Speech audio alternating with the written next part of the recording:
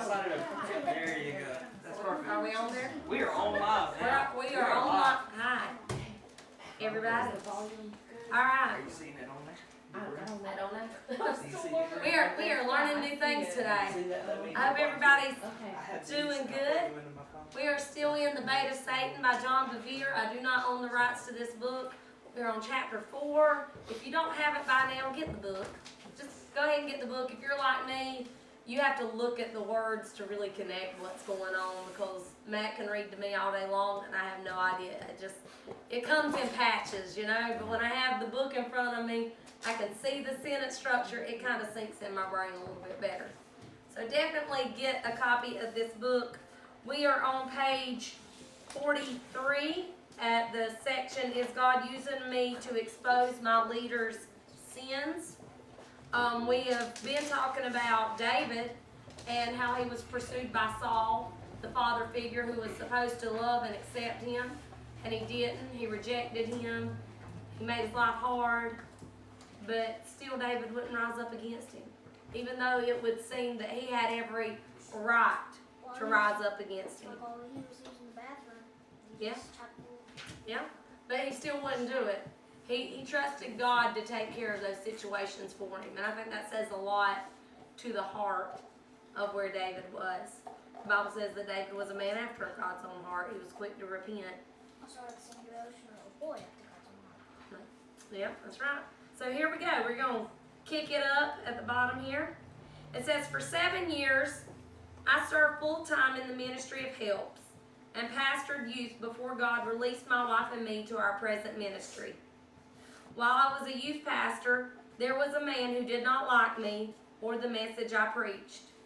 Normally that would not bother me, but this man had a position of authority over me. Too many times this is not an isolated case, sadly. This is not the first time you hear something like this happening. We do not operate as one body, it seems, most of the time in the Christian world, and we really need to learn to operate as such. As many know, I've been doing youth and children's ministry since I was 15. About to be 36, y'all can do the math there. It's been a few years, and so many times when we go to teach something, if a standard is not maintained, if there is a problem, whatever it is, it creates anger and friction, and it creates problems. It creates problems. We were in one position where we were ministering to a bunch of youth and children. We had taken on a pastorship, a youth pastorship. So we were children's ministers and youth pastors. And we would try to teach these teenagers, and all of a sudden the teenagers were starting to get jobs and do things that they should have been doing, you know, but something was not how others wanted it to be, and so it rose up in conflict. You know, what do? Do we puff up and fight back? Wouldn't accomplish anything. Wouldn't accomplish anything. Be prepared that sometimes that adversarial mentality will rise up against you. It's just bound to happen, because not everybody is fully made perfect yet. It's process. It's process. Don't let someone else's storm compromise you. Compromise you. You are responsible for how you react or respond. That's right. Remember, in the medical world, you don't want a reaction, you want a response. Yeah.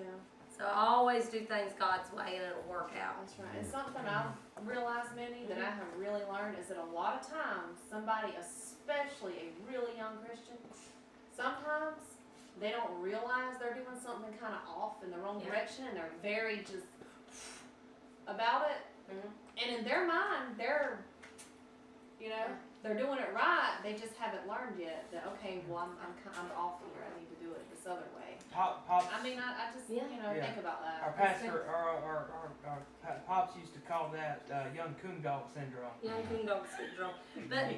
But sadly, what we're going to be dealing with here is the ones who should know better.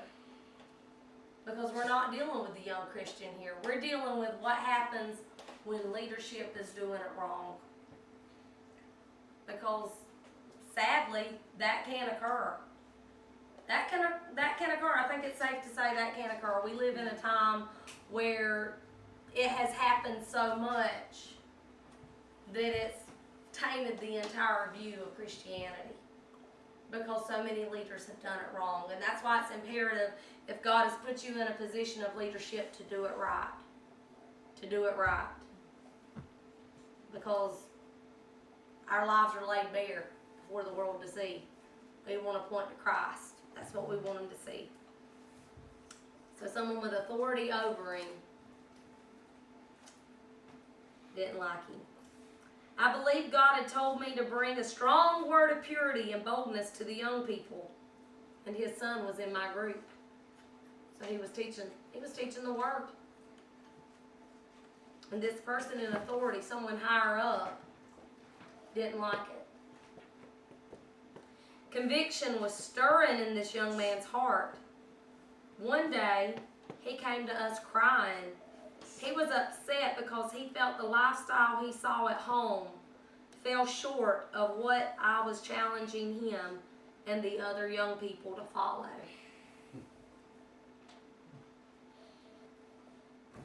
You know, hey, it's going to be made known one way or another. The Holy Spirit will tell somebody what's going on, always. And that's a hard situation to be in.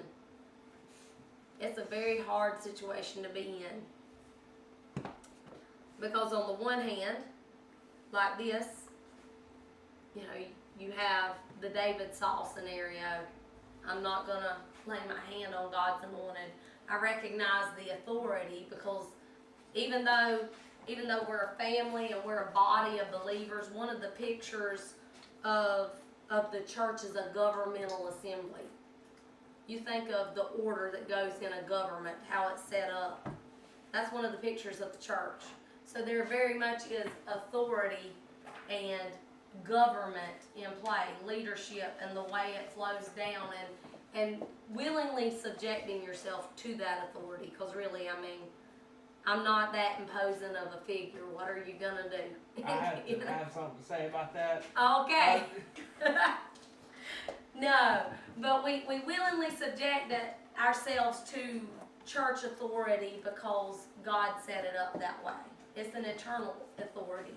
Because one day, church is what's going to rule nations. So we learn authority now in this place. So you have that, and then we have things like, you know, like what just came to light with Ravi Zacharias and his ministry. You know, it was not anything that we know of connected to the ministry. It was him acting on his own. It's a horrible thing. But this goes back to where there was no accountability in various areas, and that's why we need to, as ministers, make ourselves fully accountable to everybody. You want to know what I'm doing? Okay. You know, if I have a problem with that, then that shows a deeper problem. We need to operate in transparency. There's a right way and a wrong way. Okay? There's a right way and a wrong way to do things. It's never wrong to ask a question. Is that a fair statement? It's never wrong to ask a question. I remember how Daddy would do things. You know, he never had a problem. If you didn't understand why he was doing something that one way, he never had an issue with you asking him, well, I don't understand why you're doing it like that. He'd tell you. Might be something you never thought of. What you were thinking might be something he never thought of. He was willing to hear and not take it wrong. So a good leader is always willing to answer those questions and set people's minds at ease and have that level of transparency. So I don't want us to walk away thinking that, okay, well, I can't ever question what the pastor says or does. No. please, if you see me doing something that you're not sure about, well, why are we doing it that way? Is there a scriptural reason? Is it a personal thing? You know, ask the question. That's not wrong. But this was a going to war statement.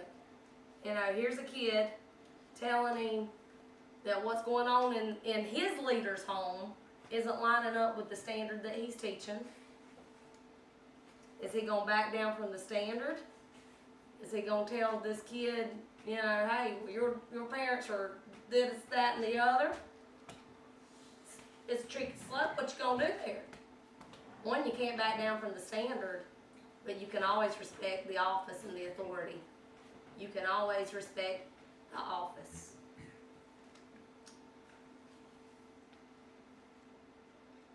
This incident and other personality conflicts seemed to make his father determined to get rid of me.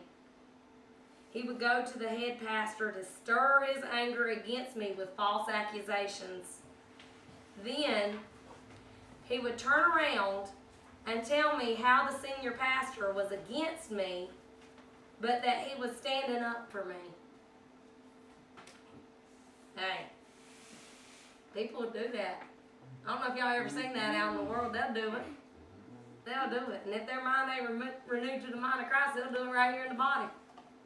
That's why it's good what your daddy said. He said if he had one person coming to him saying one thing and another person saying something very conflicting, he said he'd just have them both meet up together. It's time for a And say, conference. hey, so-and-so's telling me this, I just need to know, what's going on here. And I guess that would probably bring out ugly Nip it in truth the at bud. that point. That's Ouch. it. Ouch. Ouch. Yeah. Well, hey, when there's the he said, she said, I don't know what was said. That's not good. That's the devil's playground. Yeah, that's not That's good. the devil's, that lack of communication, that's the devil's playground, because then your mind gets going. Oh my goodness, well, why are they talking so-and-so about me? Why are they, just talk to each other, my goodness. We got everybody got everybody's phone number. We good. We can lay that out in the open. You know, if you have something going on, a questioning of what somebody's doing, take it to them. You know, I can't ask Mama, what is Susan thinking?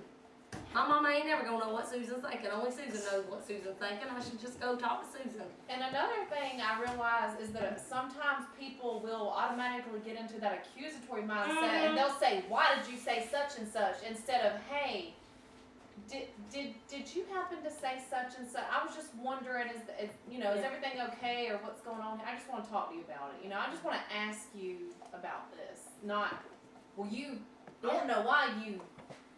That's You right. just gotta, React or respond. hold on, wait, let's That's wait. it. I'm gonna tell Let's y'all wait like and this. ask questions. In any relationship, be it marriage, friendship, whatever, if you do not have communication, That's not good. it will not last. You've No. got to have, I'm learning that as, stepping in the role I'm in, because I don't like to talk on the phone. But Listen. I know I need to talk to people on the phone because why? It builds that relationship. It does. You know. It builds that And relationship. then I don't have to spend all day on the phone. I just say, hey man, I'm thinking about you. I love you. Hey, That's right. I need to improve in that area, y'all, and I'm sorry. But You do just fine. You're doing just fine. yeah, but It does. does. Yeah, it does. It You does. guys, Mandy, I don't even like to carry my phone on me all the time. So I'm not, Matt, you got your phone?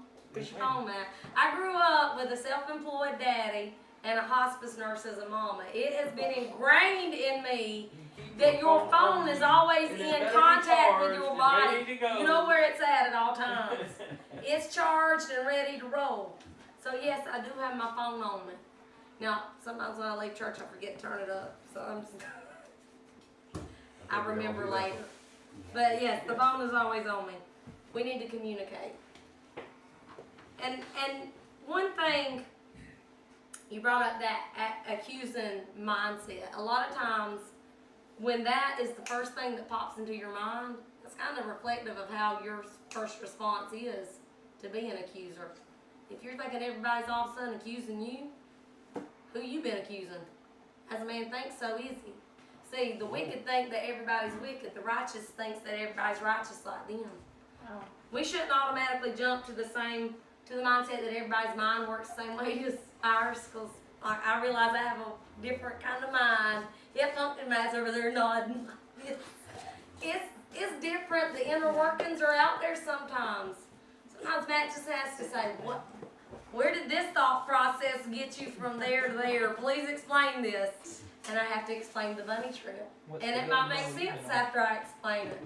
It might not. Same thing with Matt. Me and him, our brains are not wired exactly the same. But after 16 years of marriage, you know what? We pretty much know the inner workings now. Now we can look and see, I see what you're doing. I showed him that little fire missile button and he knew exactly. Followed that train of thought. So we need to know each other. We need to invest in each other. So let's see, he's being a snake in the grass. That ain't ever good. There were assorted critical staff memos, none that bore my name, but they identified me in other ways. Yeah, you don't have to put your name on something to know exactly who they're talking about, do you? People can get descriptive. He would smile to my face, but his intention was to destroy me. Several members of the youth group said they had heard I was to be fired. It was the man's son spreading the news, not in a malicious way, but just because he was reporting what he'd heard at home. I was angry and confused. I went to this man, and he admitted saying this, but he said he was just repeating the senior pastor's thoughts. Months went by, and there seemed to be no way to alleviate the situation. He had even severed all contact between my senior pastor and me. Wow. It's not good. Sounds like he was in fear that he might get found out at home. Jealousy. Who can stand before? Who can stand before jealousy? Wow. But in that effort to cover shortcomings, you'll destroy anybody else that wants to, that may accidentally shine a light on it. Let's just put accidentally in there, because it's not malicious. Let me tell you something. When my neck was hurting so bad and he had to start cracking on me, it did not feel good. I mean, it hurt. I had to change some behaviors. I had to do some things to maintain everything being right. It don't feel good when you point out what's not operating right. Don't feel good. But it is for our good. That's right. It is for our good. Yeah. This was not only the case for me, but for all the pastors that were not in his favor. My family was under constant pressure, never knowing whether we would remain at the church or be put out. We had bought a house, my wife was pregnant, and we had nowhere to go. I did not want to send out resumes. I believed God had brought me to that church, and I was staying with no plan B. My wife was a nervous wreck. Honey, I know they're going to fire you. Everyone is telling me they are. They didn't hire me, and they can't fire me without God's approval, I told her. She thought I was denying the circumstances and begged me to quit. Finally, the news came that the decision to fire me had been made. The senior pastor announced to the church that changes were coming to the youth group. I still had not spoken with him about the conflict with the leader he had put over me. I was scheduled to meet with him and the man the next day. God very specifically impressed upon me not to defend myself. No. When I met with my pastor the next day, I was surprised to find the pastor sitting alone in his office. He looked at me and said, "John, God sent you to this church, and I'm not letting you go." I was relieved. God had protected me at the last moment.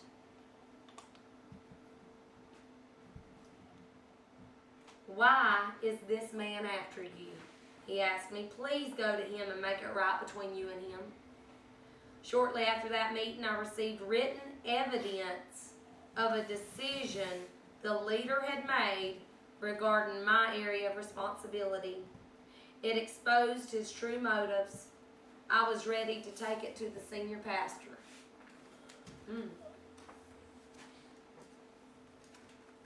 Now that enemy is in his hand. The one that's supposed to be a brother.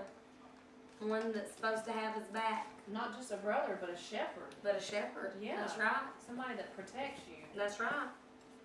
What's he gonna do? What choice is he gonna make? Because surely it seems justified. Well, this one's leading all these people wrong. I probably need to shine a light on this. That day I paced the floor and prayed for 45 minutes, trying to overcome the uncomfortable feeling I had. I kept saying, God, this man has been dishonest and wicked. He must be exposed. He is a destructive force in this ministry. I must tell the pastor the way he really is.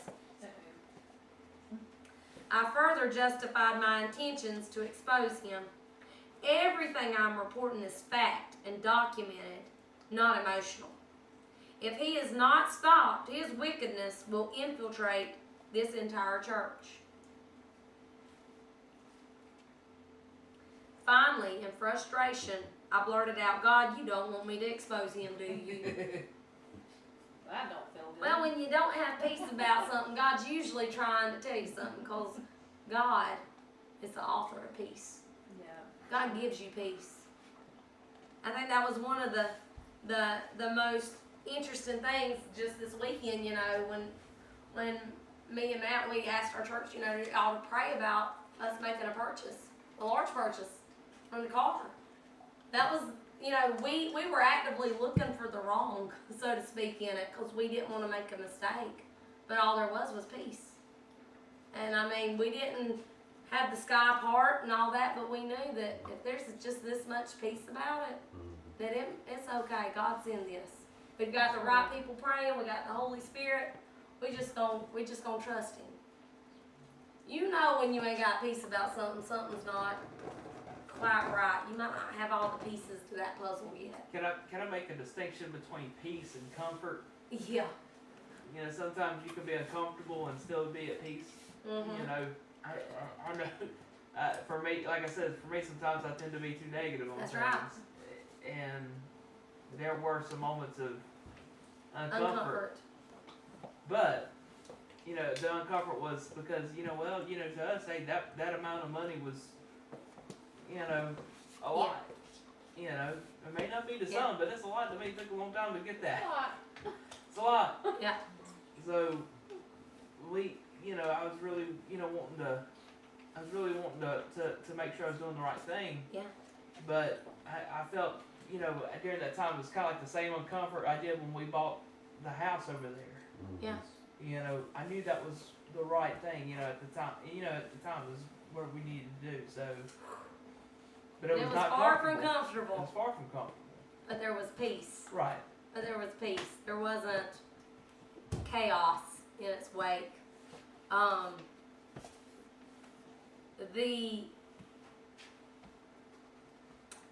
The role of a shepherd is a very serious one.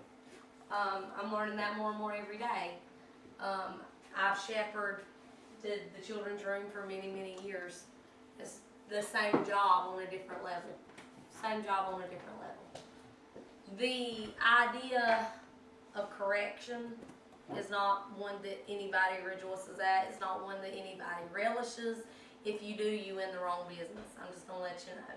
Yeah. Okay? No more than a parent enjoys having to get onto their child. That's never fun. That correction, that, hey, you're doing that wrong. You need to do it this way. Okay? That's not fun. And so even knowing that, knowing what capacities he's in, even having someone above him, the idea that he's going to go and correct that person by exposing what they're doing, that's not a fun idea. That's not a fun idea. The wrong is not in the exposing. The wrong is not in the exposing. I want us all to take a moment, because there are situations where lives are at stake, where hurt is being done. Exposing is not the issue. And we're going to learn this further into the chapter, but I want y'all to keep that in mind. Exposing is not the issue. I think it was great that what has been done by people posing as ministers in authority has been exposed. It's necessary. It needs to happen. God takes care of those things. So it's not in that. That wasn't where the problem is here. When I spoke these words, the peace of God flooded my heart. I shook my head in amazement. I knew God did not want me to do anything, so I threw away the evidence. Later, when I could look at the scene more objectively, I realized I had wanted to avenge myself more than protect anyone in ministry. I had reasoned myself into believing my motives were unselfish. My information was accurate, but my motives were impure. It was selfish. It was retaliatory. It was getting even.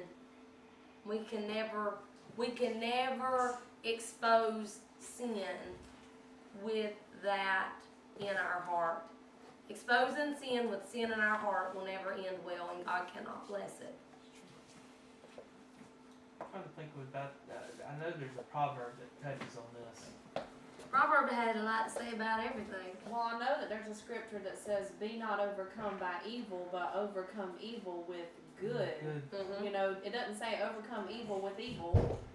That's It right. says overcome evil with good. So That's it has right. whatever we're doing, it's got to be pure. You know, our heart has to be pure to overcome that evil. Yeah. You know. That's right. Well, you Yeah, know, that's fine. God has His way of reproving Yes, he even does. leaders. Yes, he does. You know, when David had sinned and what we would consider a big sin, Big sin. you know, had committed adultery, Killed a man. had her husband killed. I mean, he had orchestrated all of that. Well, But, and there's still the debate on whether that was adultery or rape. well, I mean, only God knows. only God knows. But God sent Nathan, Yeah. the prophet, to chastise, if you will, David. Yes. You know, and he did it a one-on-one basis. Yes, Now, he did. sometimes he takes he has to direct it. He has to be the one. The heart has to be pure. Yeah. The heart has to be pure. I think of Samuel reproving Eli. Mm-hmm. That was not an easy thing. That was his mentor.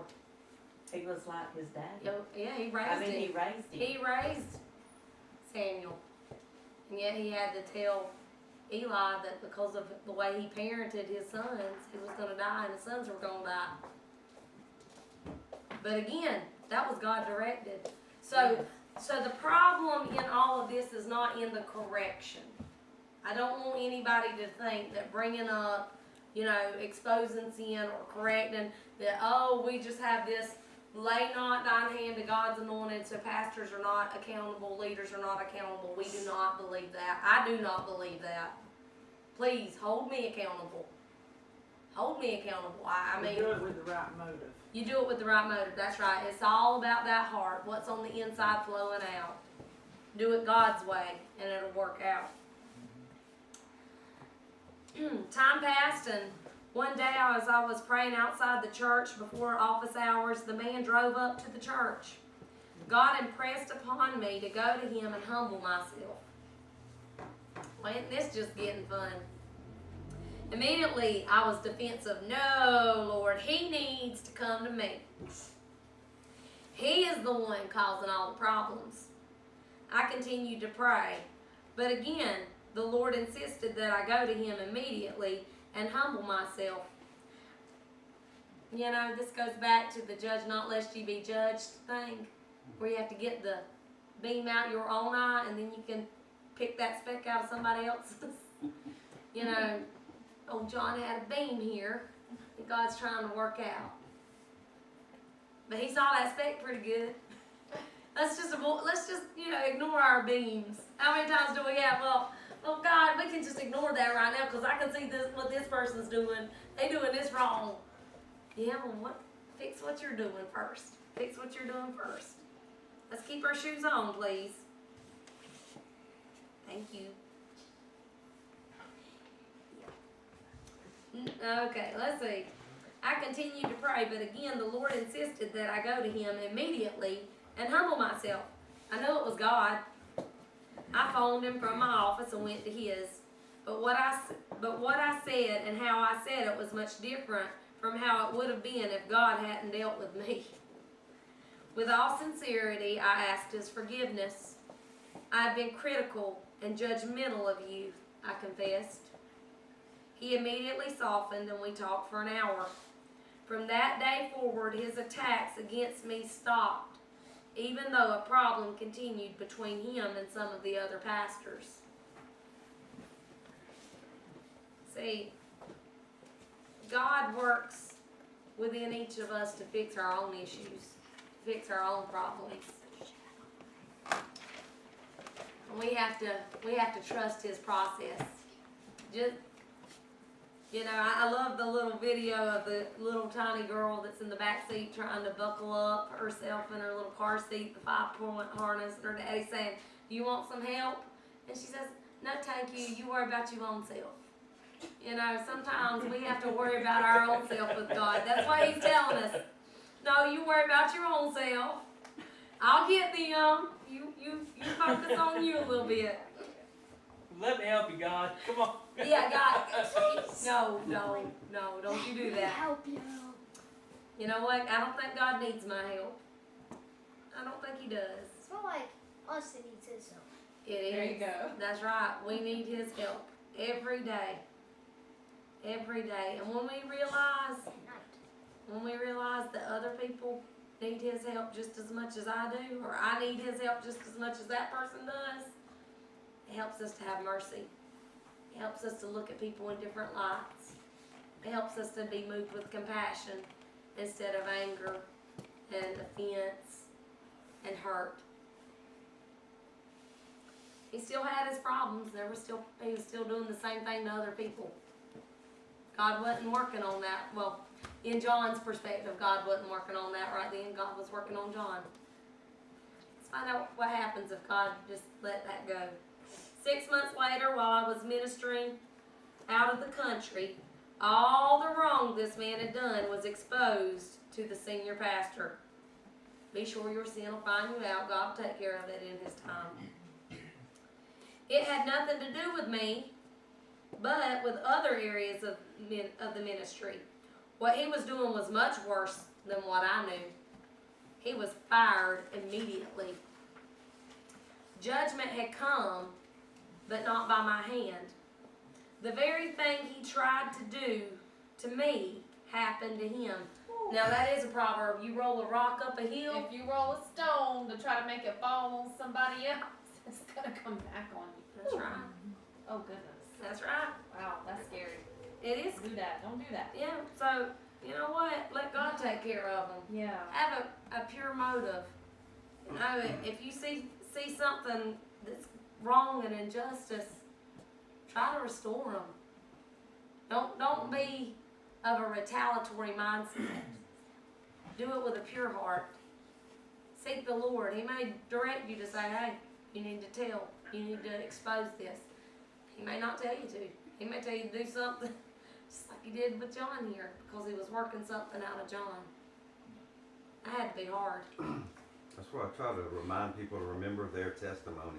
Yeah. Remember where you came from, where you were, because, you know, we didn't start out, we might have started out perfect, but then we needed help to get back that way again, you know. We were in places and we needed help, and God had mercy on us, so remember to have mercy on the other people. That's And right. also, if you take revenge on somebody and do it your way, then God's not going to have His perfect work. That's He's it. not going to do it for you anymore. That's it. No, He won't. That's good. However, when it happened to him, I was not happy. I grieved for him and his family. I understood his pain. I'd gone through it myself at his hands. The heart condition. The heart condition. You know, that's the thing. We have to be hurt by these things. We can't be, aha, well, they finally got what was coming to them. Mm-hmm. No. We don't rejoice at that fact. We don't rejoice at judgment. That's right. Proverbs. Y'all need to read Proverbs. Is great, man. Proverbs. Calamity. Don't do it. Why? Because God might take his eye off that man and put it back on you. That's right. Yeah. Don't do that. Don't do that. Because I had forgiven him 6 months previously, I now loved him and did not wish this for him. If he had been fired when I was angry with him a year earlier, I would have rejoiced. I knew then I was truly free from the offense I'd harbored. Humility and refusing to avenge myself were the keys that freed me from my prison of offense. A year later, I saw him in an airport. I was overwhelmed with the love of God. I ran over to where he was standing and hugged him. I was genuinely happy when he told me things were well with him. If I had never gone to him and humbled myself months earlier in his office, I wouldn't have been able to look him in the eye that day at the airport. Several years have passed since I've seen him, but I feel only love and a sincere desire to see him in God's will. In our hate of sin, we cannot forget to love people. We cannot forget that we have to love those who have fallen, those who may not have it just right yet.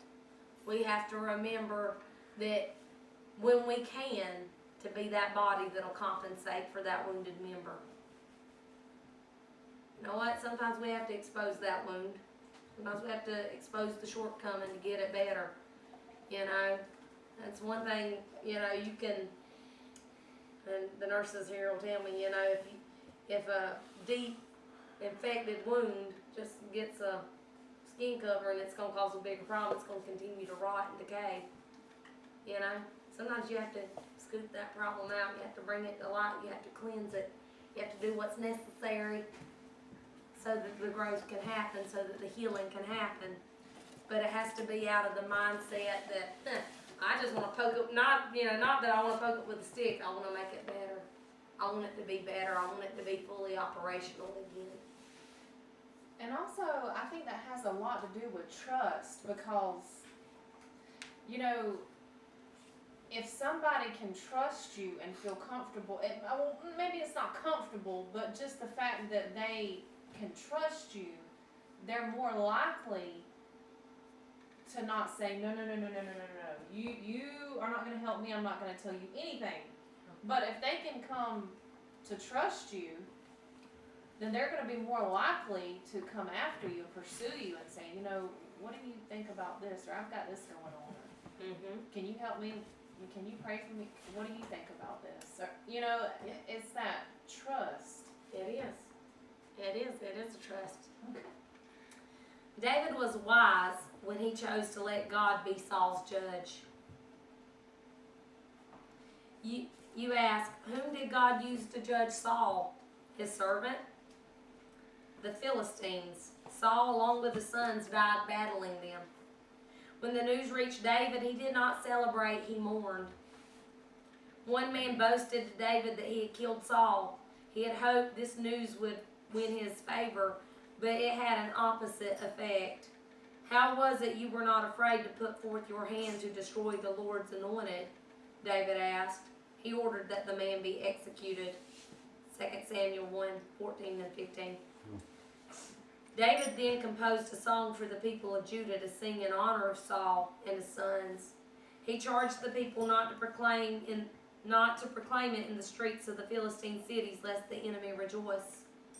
He proclaimed no rain or crops in the place where Saul was slain. He called for all of Israel to weep over Saul. This is not the heart of an offended man. An offended man would have said he got what he deserved. David went even further.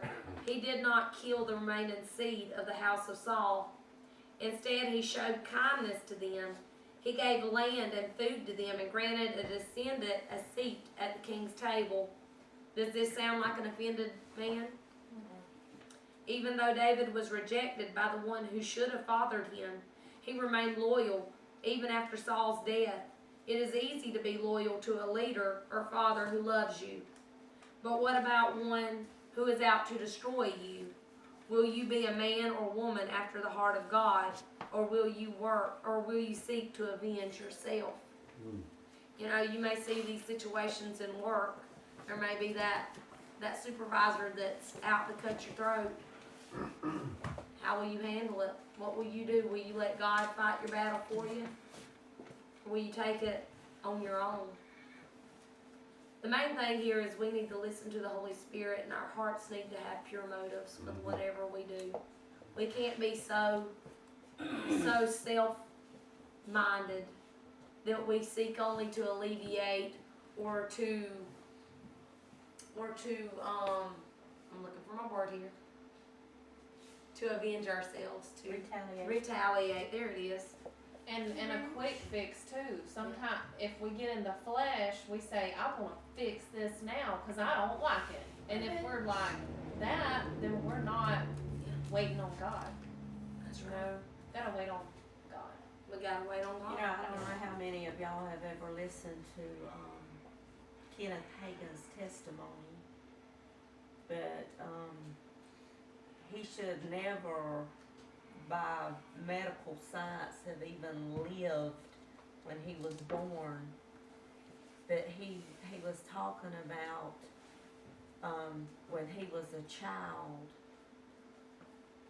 how he developed a hatred in his heart. He said that his daddy abandoned his mama, and she had 4 kids to try to raise, and he said that he was sickly, and he said that he was mistreated by other family members. They would, I guess, be left at other people's houses, and he was not treated well, and he said he wasn't physically able to like retaliate openly. I'm paraphrasing here, but he said that when he was in school that he said people had bullied him to the point that one time it took him over 2 hours to just get him to come back to. So he said that he learned how to be sneaky. He said, I was the sneaky one, the conniving one. He said, I got a 2x4. He said, about 12 inches. And he said, and I waited to the right time. And he said, and I took out the bully. He said, I knew when I hit him, I had to do it right, because he said, I couldn't run away. He said, I had to bring him down. So he said he did that, and he said he just had such a hatred in his heart. And he said, and then he went to Sunday school, and he said that the teacher asked all the kids if they wanted to go to heaven, and of course, you want to go to heaven. So he said that him and all the kids, I guess when they did the altar call or whatever, they just, They said their little prayer. they said their little prayer. He said, but nothing was changed in the heart. That was a nursery rhyme. And he said that when he got on his deathbed, he said that he went to hell. And he said that he was screaming out to God, but God, I I did the prayer or whatever. Yeah. I'm paraphrasing. Oh, yeah. I was baptized in water. I'm not supposed to go here. And he said God wasn't answering. He said that 3 times he went to the gates of hell. And he said he knew that if he went through those gates, that he wouldn't be coming back. He said there would be no coming back. He said that was the awfulest place that you could ever imagine. He said that no human can fathom it. But he said that 3rd time, he said he realized that he had to ask God to forgive him of his sin and to cleanse his heart. And he said, I truly repented. And he said that he, God let him live. And he said that after that, he said there was a change in his heart. He said that he loved people. And he was talking about, though, how he can understand people that has that hatred. He said from just circumstances of life, what they've been through. Oh, He yeah. said without God getting a hold of your heart, That's you right. can't love. That's right. That's right. But if we keep giving hate, if we keep giving hurt back to these people, because they're gonna respond to love with hurt. Just go ahead and know that. They'll never change. Like They'll Joyce never- Meyer says, they'll never- hurting people hurt people. That's right. That's right. When you try to help cute little kitty cat out of the box trap, it gonna bite you. Just go ahead and know that. Like Mr. Matt. Yep, just like Mr. Matt, bless his little heart. Never get a kitten out of a box. Never get a kitten out of a box trap. I don't care how cute they are. It doesn't matter. If they do the little Puss in Boots eyes, don't do it. Don't do it. Don't do it. Back away. Back away. But that's people. Remember that. They're bound in the traps of their sin. They're bound in the traps of their hurt, their hate, their abuse. Everybody's been abused in one way or another. Everybody. Everybody is a victim of abuse. They had those Puss in Boots eyes and then actually act like him when he's fighting. But you know what? We're the ones who can set those traps free. We're the ones who can open those doors and try to coax them out. Say, hey, there's a way out of this. Keep your heart right. The problem is not in the rebuke or the exposing of sin. The problem is in the heart. Where's the heart in this? Is it selfish or is it right? Is it pure? Because trust me, God's gonna use somebody to bring it to light. I think in all this, as you see, the main thing is that you cannot help what other people do. No, you You can't. can only help what you do. That's And right. that's it. You can worry about your own self. You can only help that.